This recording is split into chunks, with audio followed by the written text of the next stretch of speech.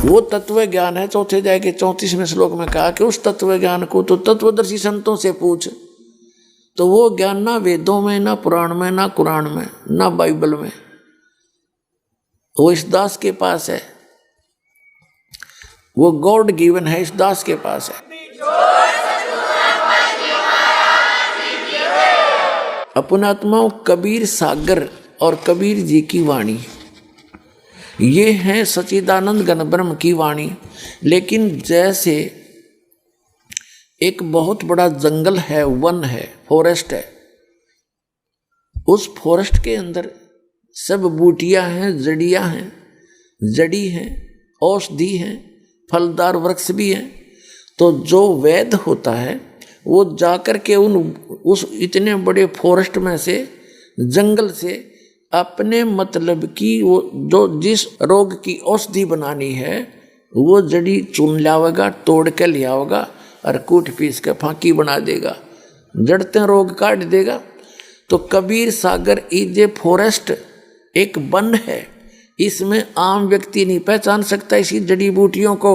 इस दास को परमात्मा ने वो पारखू बनाया है, वो तत्वदर्शी संत बनाकर भेजा है। उस गॉड गिवन बुद्धि से दास ने वो जड़ी, वो संजीवन बूटी निकाल ली इस कबीर सागर, कबीर परमेश्वर जी की उस फॉरेस्ट रूपी, उस जंगल रूपी अमृतवाणी से, और आपको दे दी। अब ऐसी जड़ी बना दी है कि पूरे विश्व का कल्याण हो सकता है, ये कभी खत्म नहीं होती। और फिर भी शेष रह जाएगी इस दास के पास। ऐसी प्रबल शक्ति है इस दाता की, उस कबीर भगवान की। तो प्रसंग चल रहा है कि परमात्मा ही आकर के अपने यथार्थ ज्ञान को, अपने द्वारा रची हुई सृष्टि को वही ठीक ठीक बताता है। अथर्ववेद कांड नंबर 4, अनुवाक नंबर 1, मंत्र 1 से लेकर 7 में 7 मंत्र हैं। सृष्टि रचना के कोड वर्डों में कंप्लीट है उसके अंदर। लेकिन गुरु और टीचर तो वही होता है जो कोड वर्डों को भी समझे और विद्यार्थियों को विश्लेषण करके बतावे। आज तक हमारे इन वेदों के पाठकों और वेदों के 3 चतुर्वेदियों को, चारों वेदों को जो कंठस्थ घोट के और सुनाते फिरते थे, त्रिवेदी तीनों वेदों का को घोट लेते थे, दिव्यवेदी जो 2 वेदों को कंठस्थ याद कर लेते थे, उन ब्राह्मणों को दिव्यवेदी कहा करते थे, दिव्यवेदी। और उनको तो कख भी पता नहीं इनमें है क्या, वो तो लद्दे फिरे थे बे मतलब। जैसे परमात्मा ने कहा है कि पीठ मनुखा दाख लदी हैं, पीठ मनुखा दाख लदी हैं और कर रहा खात बबूल। ऊंट के कमर के ऊपर मनुखा दाख लाद रखी है एक व्यापारी ने, और अज्ञानता के कारण वो तो इतनी निर्मल चीज से कमर पर धरे बैठा है और स्वयं बबूल खा रहा है कि करके कांटा में मुंह फड़वा रहा है अपने। तो ये ब्राह्मण, ये त्रिवेदी चतुर्वेदी दिव्यवेदी यही से थे।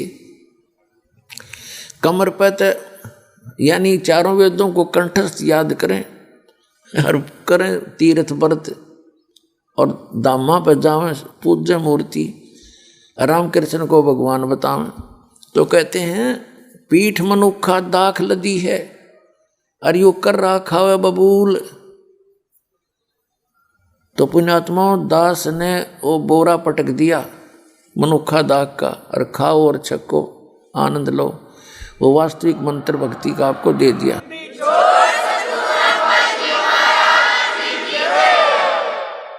हमारा आदि सनातन धर्म है और इस आदि सनातन धर्म के अंदर सभी धर्मों का समावेश है। आदि सनातन पंथ हमारा और जानत ना ही ये संसारा, बेखों बीच पड़ा है बैदा और सट दर्शन सब खटपट होई, हमरा पंथ न पावे कोई।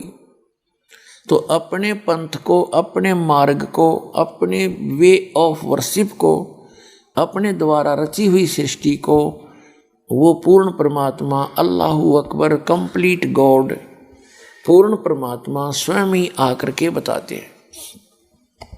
तो उन्होंने 600 वर्ष पहले ये ज्ञान दिया था।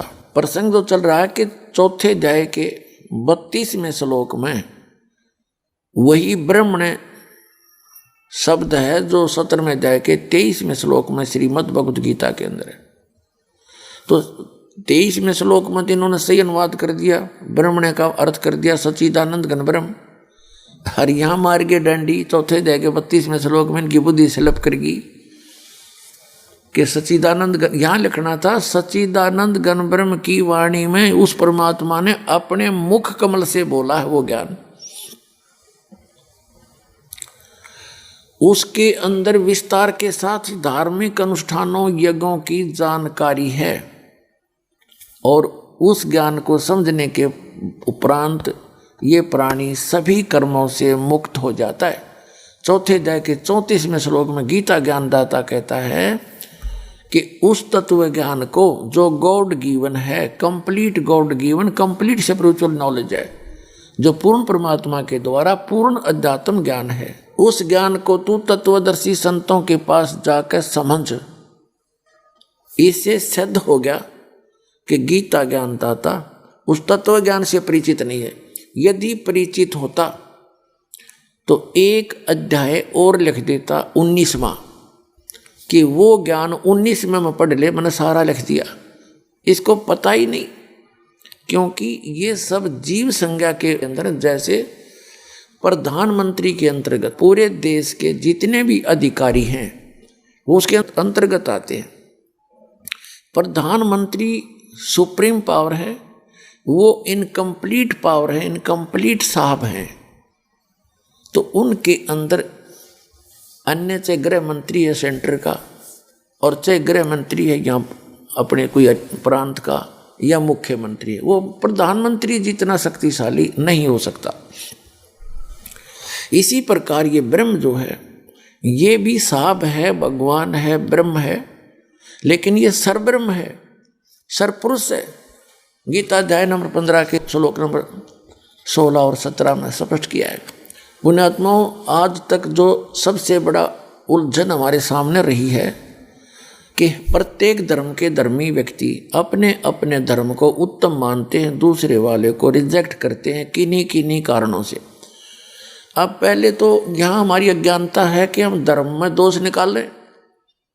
धर्म तो धर्म ही है, ना कम होता है ना ज़्यादा होता है, घटिया तो होता नहीं, वो तो श्रेष्ठ ही श्रेष्ठ है। धर्म उस का नाम है जिसके अंदर ये लक्षण हो, वो धर्मी व्यक्ति होगा। जो इन नियमों का पालन करता है वो धर्म है। धर्म का अर्थ है कि संविधान है। वो संविधान के अंदर है नंबर 1 तम्बाकू सेवन नहीं करे, नंबर 2 मांस नहीं खावे, नंबर 3 शराब नहीं पीवे, नंबर 4 परस्त्री गमन बलात्कार आदि बकवास दुष्टता नहीं करे, डाके नहीं मारे, चोरी नहीं करे, और किसी की वचन मन कर्म वचन से भी किसी की आत्मा नहीं दुखानी चाहिए। तो ये धर्म के एक नियम है। और भक्ति करे पूर्ण परमात्मा की, अल्लाह अकबर की, उस कंप्लीट गॉड की।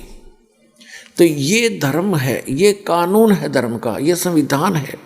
इस संविधान को पालन करने वाले को धर्मी व्यक्ति कहते हैं, धर्मात्मा, पुण्यात्मा। और जो इनमें से एक भी नियम का पालन नहीं करता तो उसने पंचर कर रखा अपनी गाड़ी में, वो वहीं खड़ा है, बेसिक धर्मात्मा कहलाता है। तो इसका छोटा बड़ा नहीं होता धर्म का। फिर रही बात कि जैसा भी जो जिस पुस्तक को पढ़ता है उसको वो अपने हिसाब से उसको सेटिंग करके सर्वश्रेष्ठ मान बैठता है। तो पुण्यात्मा, वेद जो है ये पुरातन ग्रंथ है, सबसे पुराने और सबसे श्रेष्ठ। सबसे श्रेष्ठ का मतलब है उस सूक्ष्म वेद को छोड़कर अन्य ये श्रेष्ठ ज्ञान रखते हैं। और उसके बाद है श्रीमद् भगवत गीता। उसके उपरांत अन्य जो ग्रंथ हैं, पुराण हैं, उपनिषद हैं, महाभारत या सुधा सागर है, ये किसी ऋषि विशेष का ज्ञान है। तो वो ऋषि विशेष का ज्ञान जो है वो अपने स्तर का होता, उसका अपना अनुभव, जैसा उसने भगवान को जाना। तो पवित्र श्रीमद् भगवत गीता एक कंक्लूजन है चारों वेदों का, निष्कर्ष है। और इसके साथ साथ जैसे ये अन्य 4 बुक और हैं, ये उनके बाद की पुस्तक है और इनका भी ज्ञानदाता वही है जो गीता जी का ज्ञानदाता है। अब गीता पुरातन बुक है और इन चारों बुकों से पहले की है कौन सी? तौरात, जबूर, इंजिल और कुरान से पहले की है। अब जो वेदों में ज्ञान दिया वो सर्व मानव के लिए है और जो श्रीमद् भगवत गीता में ज्ञान दिया वो भी पूरे मानव मात्र के लिए ही है। ये पुराना ज्ञान है।